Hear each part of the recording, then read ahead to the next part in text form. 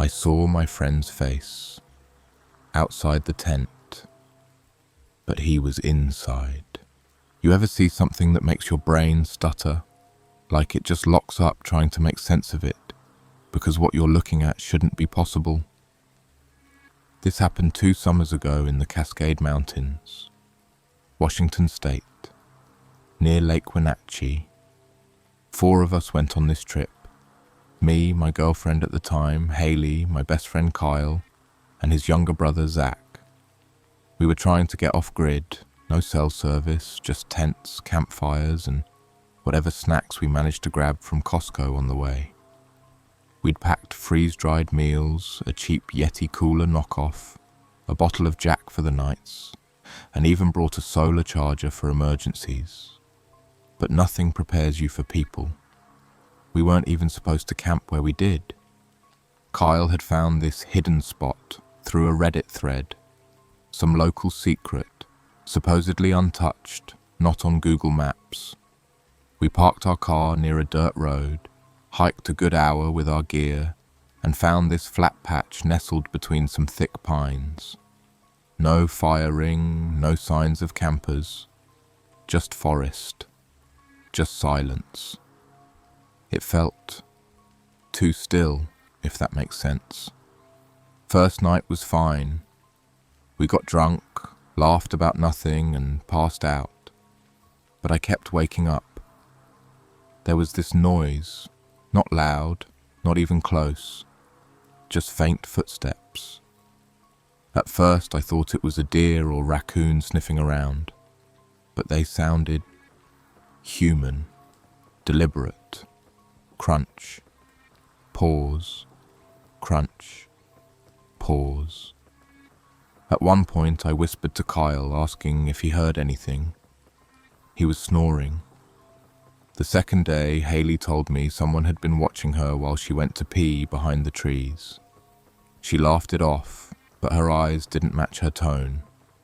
I asked if it was Kyle or Zach. She shook her head and said, "No. This guy was tall, older, just wrong." We brushed it off. Because that's what you do, right? You pretend weird stuff doesn't happen. But that night, Kyle and I stayed up by the fire longer. No weed this time, no booze. Just listening. That's when we heard it. Not steps this time, not even branches breaking. Just breathing. I know how that sounds. But I swear on everything, it was heavy, ragged breathing. Maybe 30 feet away. We couldn't see anything past the trees, but it was close.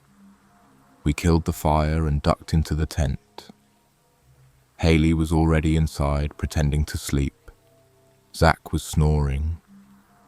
We zipped up, sat in silence, just listening. The breathing was gone, replaced by something else. Crunch, pause, and then the whistle.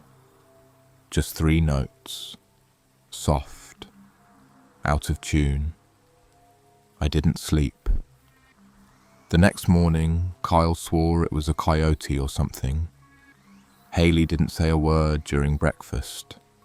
Zach had the nerve to ask if we wanted to hike to the lake. I said no. Kyle said yes. I stayed behind with Haley. That afternoon I found footprints, barefoot, large, wide stride, circling our tent. I didn't show Haley, I should have, but I didn't want to scare her. And then, that night, God. That night is when everything went wrong. I was in the tent. Haley and Zach were asleep. Kyle had gone out to take a leak. I was half awake, scrolling through old pictures on my phone even though I had no service, just trying to calm my nerves. Then I heard Kyle whispering from outside. Hey, you awake? Come out here. I found something." But the thing is, Kyle was in his sleeping bag, right beside me, asleep. I looked up, and I saw a face pressed against the mesh screen of the tent. It was Kyle's face, smiling, but Kyle was inside. I froze. It didn't move, just smiled. I blinked. Gone. I didn't scream. I didn't even breathe. I just lay there, paralyzed, staring at the mesh where it had been. I kept whispering Kyle's name, but he wouldn't wake up. None of them woke up. I stayed up the whole night, gripping the stupid camp knife I bought at REI, like that would save me from whatever the hell I saw. I didn't sleep that night. I just sat there, cramped in the tent, clutching that dull-ass camping knife to my chest, my hands trembling so hard the blade tapped against my wrist with every twitch. I kept looking over at Kyle.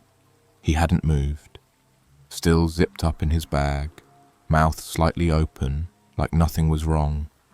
But I'd seen his face outside.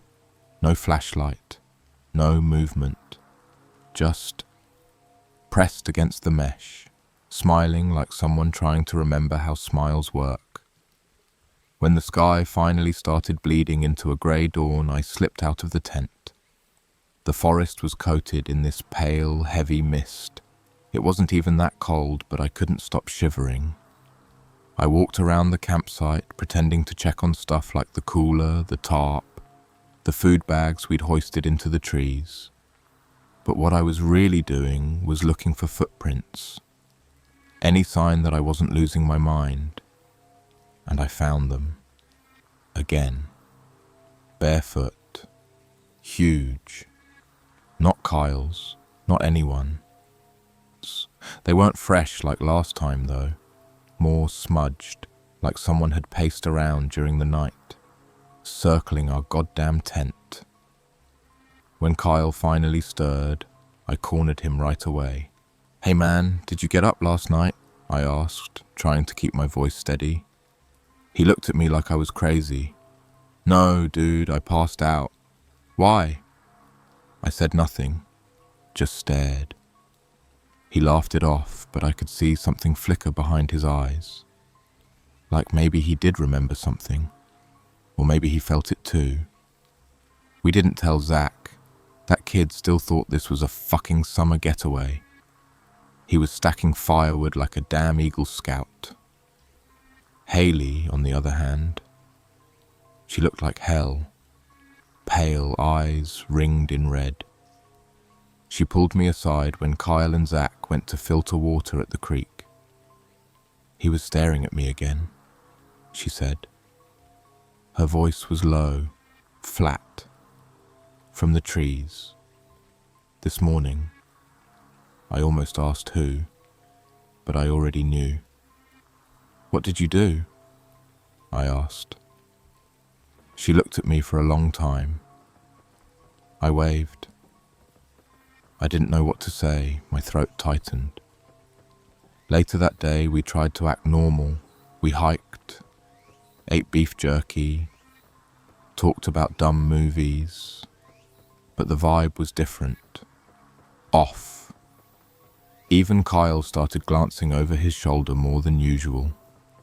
At one point, he stopped mid-sentence and said, "Did you hear that?" We all paused, holding our breath. It was nothing. Or maybe not nothing.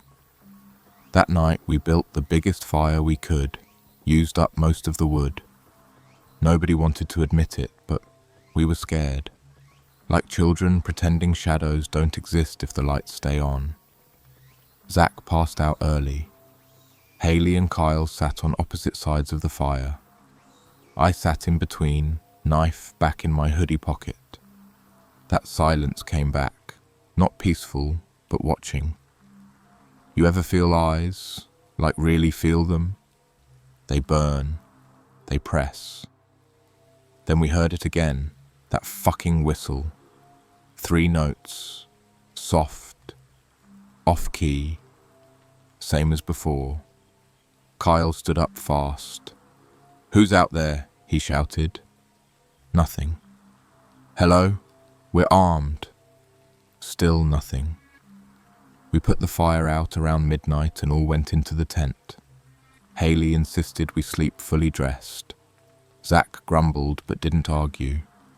The tent was cramped with all of us in there, shoulders brushing, gear stuffed against the corners.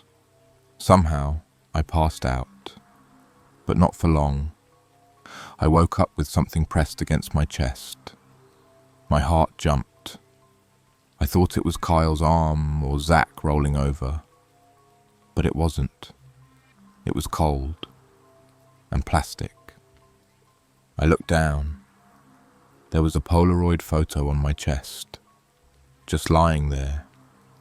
In the photo was our tent, from the outside, taken at night, and in the corner of the frame, barely visible, was a face, grinning. I didn't scream, I didn't move. I just stared at that Polaroid, my fingers frozen around the edges, the skin on my back crawling, like I was being watched even now. It wasn't just that the photo had been taken from the woods, from maybe 10 feet away. It was how recent it looked. The tent looked exactly as it had last night.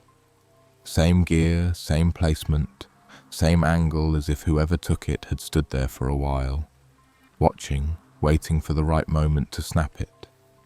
And the face in the corner, it wasn't Kyle. It wasn't any of us.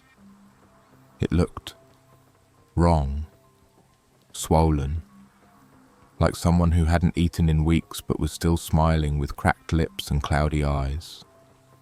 No expression in the eyes, just this glee in the mouth. I shoved it into my hoodie pocket and pretended nothing happened. How the hell do you explain something like that? Hey guys, so someone was watching us sleep and left behind a horror movie photo on my chest. Cool? No way. I stayed awake until sunlight broke through the nylon. When the others stirred, I made some excuse to go out first, saying I had to piss. But really I just wanted to check the perimeter. I half expected to find more Polaroids, or maybe a body. But nothing. No footprints, no trash, no signs of anyone ever being here. Until I checked my pack. Half my food was gone, not like a raccoon tore through it. No mess, no wrappers, no claw marks. Just missing, neatly, like someone had unzipped the bag and taken it. I spun around, heart hammering. I was alone outside the tent, still thick with trees, morning fog rising like steam. And I swear, just for a second, I saw someone dart between two trunks. But it was fast. Too fast. When I got back, Kyle was already boiling water. Zach was on his phone, cursing about no bars. Haley was sitting silently, staring into the woods. I handed her the Polaroid. She looked at it. Just once. Didn't say a word. Just nodded slowly, folded it in half and slid it into her jacket. That was when I knew she'd seen him again. We all stayed close that day. Kyle tried to talk about packing up early, but we only had one car and it was parked way the hell back. No one wanted to hike it alone. By sunset, we had made up our minds. We'd leave at dawn. Screw the last day. It wasn't worth it. The woods weren't fun anymore. They were watching. We didn't bother with a fire that night. We got in the tent early, zipped it tight. Knives in our sleeping bags. Even Zach looked rattled, and for a while it was quiet. Then, just before midnight, we heard the zipper. Not ours, not on our tent. Another one, nearby, maybe 20 feet away. It was this long, slow sound, like someone trying not to make noise. We all froze. Then Kyle whispered, "There's no other tents out here." Zach sat up. "What the fuck was that?" We heard it again, a zip, followed by a soft dragging noise, like something or someone moving along the ground. Haley's voice was a ghost.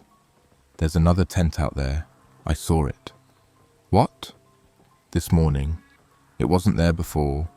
It's green like ours." None of us said anything.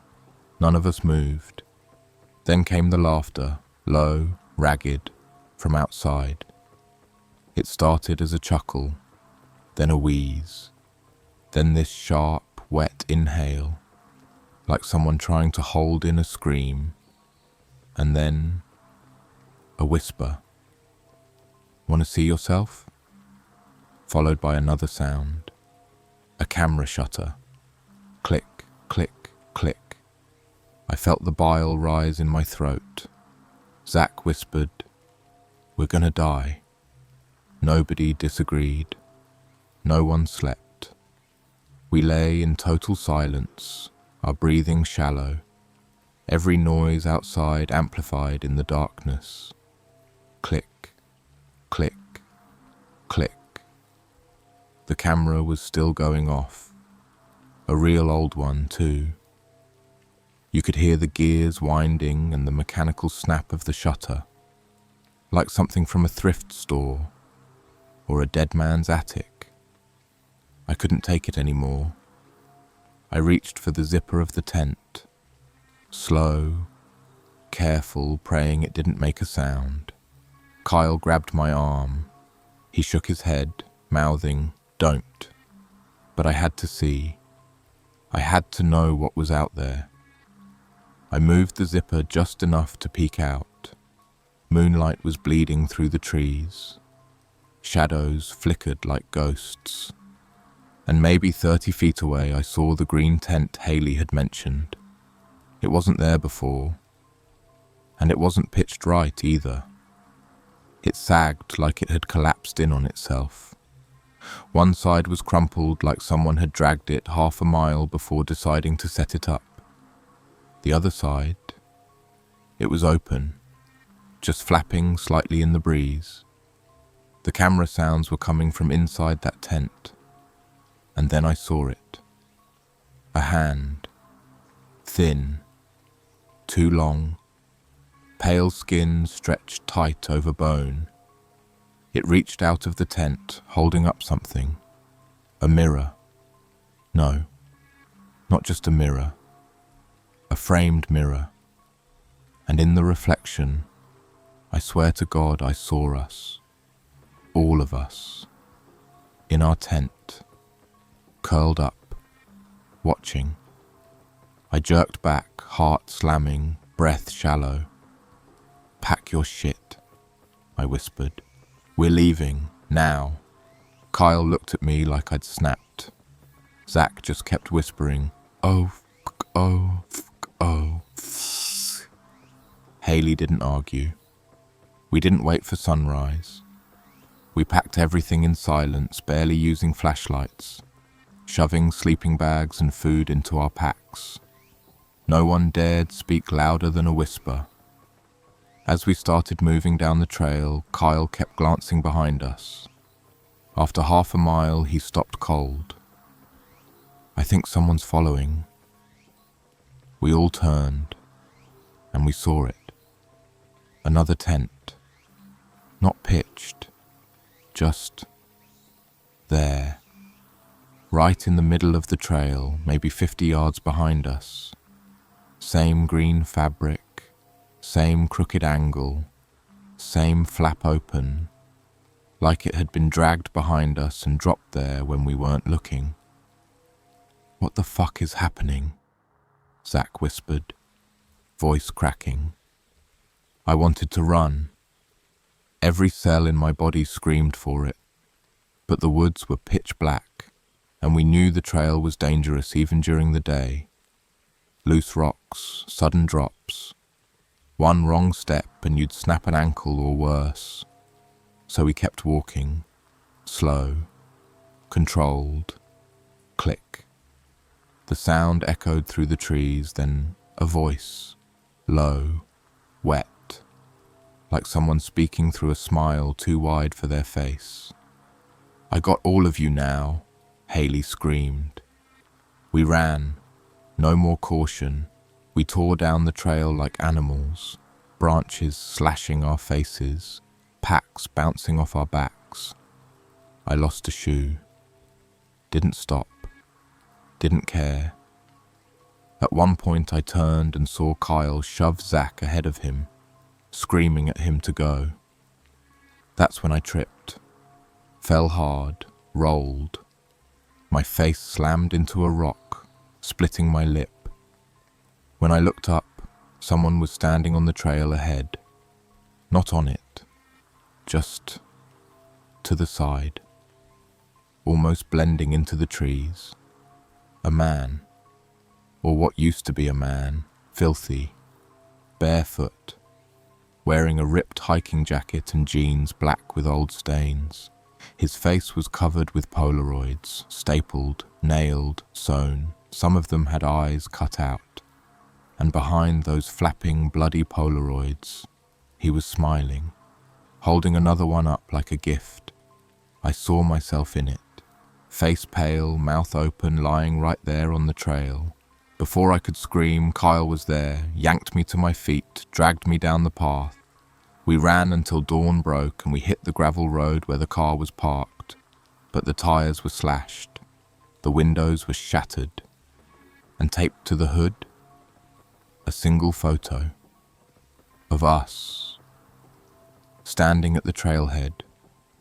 Before any of this happened, we stood there, panting, bleeding, broken, staring at that photo on the hood like it was some cursed relic. It showed the four of us at the trailhead, smiling like idiots. Kyle flipping off the camera, Haley mid-laugh, Zach holding a bag of Doritos, me holding up a peace sign with a sunburn already forming on my forehead. But none of us had taken that photo. We hadn't used a camera, not once. It was the same angle as those others, slightly elevated, distant, like whoever took it was perched in a tree, watching us from the very start. "Get in," Kyle snapped, yanking open the door. "We'll drive on the fucking rims if we have to." But the moment he opened the driver's door, he froze. The inside of the car, it was filled with photos. Hundreds of them. All Polaroids. Dozens on the dashboard, wedged between seats, stuck to the windows. Photos of us eating, laughing, sleeping, pissing, changing clothes, faces distorted from weird angles, from behind trees, inside bushes. Some weren't of us. Some were of our tents, empty. Others were close-ups of our faces, mouths slightly open like we were caught mid-sentence. But none of us could remember them being taken. None of us even remembered those moments, like someone had been there, close enough to touch, and we never knew. That was when Haley broke. She started tearing the pictures down, screaming, sobbing, throwing them into the woods. "I want to go home. I want to go home," she kept repeating over and over. Zach was shaking, holding his phone up like a lifeline. "No service," he whispered. "Still no fucking service." I walked around to the trunk. My hands were numb. My legs wouldn't stop trembling. I popped it open, praying for a spare tire or a miracle. There was neither. Instead, there was a small, leather-bound notebook. Old, water-damaged. The pages warped. Inside were lists. Pages and pages of names. Dates, locations, trails. Beside each was a Polaroid, glued onto the page with sick precision. Smiling faces. Couples. Groups of friends. crossed out, every single one. I turned to the back and my blood iced. There we were. Kyle, Haley, Zach, me. 4 names, 4 photos, already glued in, but only one name was crossed out. Zach. I spun around. He was gone. No footsteps, no scream, just gone. Like he'd never been there. Haley noticed first. "Where the hell is Zach?" she cried. Kyle turned pale. "Zach! Zach!" We started running, back down the road into the trees, screaming his name. But the woods didn't echo anymore. They just swallowed the sound. And then the laughter came again. That same wet, wheezing chuckle. Too close. Too damn close. Followed by click, click, click. The camera. I turned in a circle, heart jackhammering, knife shaking in my hand. That's when I saw it. Another tent. Green. Half collapsed. 20 feet into the trees. Kyle and I moved at the same time. We sprinted toward it, Haley behind us, gasping, sobbing. I threw the flap open. Inside was Zach, kinder. His body was there, curled up, breathing, but barely. Eyes rolled back, mouth open in a silent scream. Dozens of Polaroids were stapled to the inside of the tent. All of him, eating, laughing, sleeping. And in every photo, behind him, was a face. The same one I'd seen, smiling, waiting. I reached for Zach, and that's when he screamed.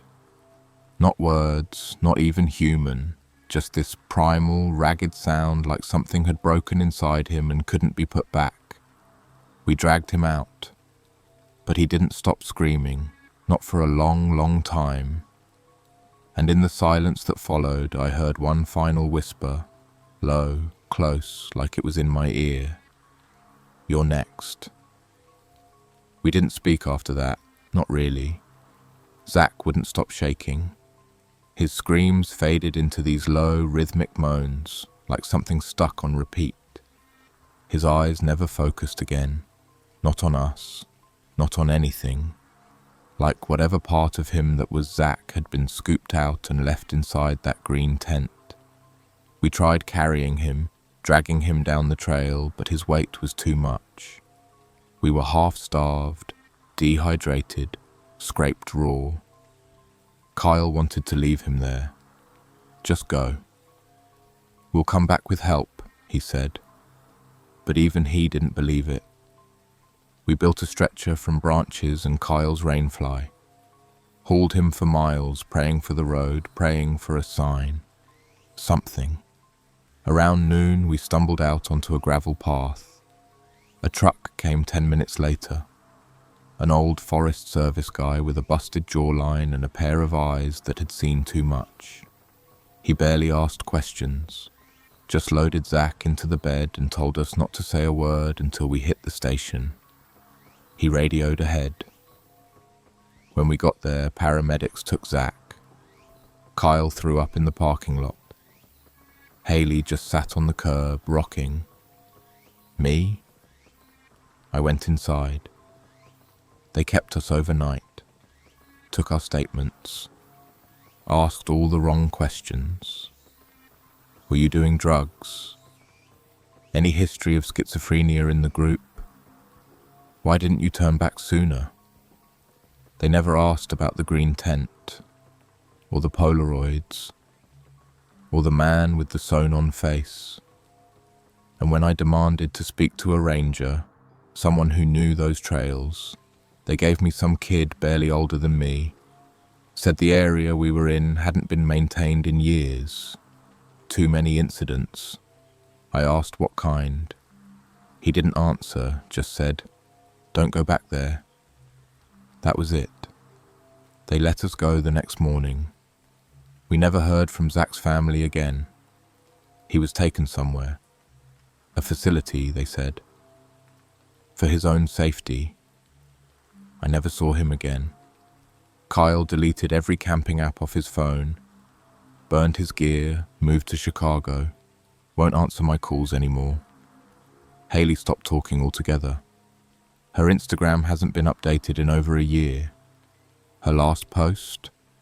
A photo of that lake, bright, blue, perfect, with the caption, "We found heaven." I can't sleep. Not really. I keep hearing the click of the camera in my dreams. I keep waking up to the sound of whispering. I check my windows, my doors, my phone's front camera.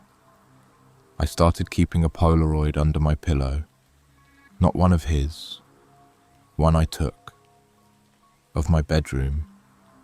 Every morning, I check it, to make sure there's only me in the frame. One day, I know there won't be, because a week ago, a new one showed up in my mailbox. No return address, just a photo. Me asleep, and beside the bed, a man, barefoot, smiling,